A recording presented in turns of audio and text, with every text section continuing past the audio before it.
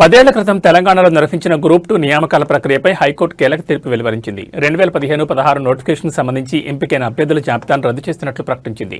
Telangana public service commission తమ ఆదేశాలను ఉల్లంఘించి పరిధి దాటి వ్యవహరించిందని ధర్మాసనం వ్యాఖ్యానించింది. ఈ కేసుకు సంబంధించిన పిటిషన్లపై విచారణ జరిపిన జస్టిస్ నగేష్ భీమపాక ధర్మాసనం జవాబు పత్రాల్లో వైట్నర్ వాడకం, దిద్దుబాట్లపై తీవ్ర అసహనం వ్యక్తం చేసింది. ట్యాంపరింగ్ జరిగినట్లు స్పష్టంగా తెలుస్తున్నా అలాంటి జవాబు పత్రాలను మూల్యాంకనం చేయడం చట్టవిరుద్ధమని స్పష్టం చేసింది. సాంకేతిక కమిటీ సూచనల మేరకు పునర్మూల్యాంకనం చేపట్టాలని ఆదేశించింది. ఈ మొత్తం ప్రక్రియను 8 వారాల్లో పూర్తి చేసి కొత్తగా అర్హుల జాబితాను ప్రకటించాలని టీజీపీఎస్సీని ఆదేశించింది.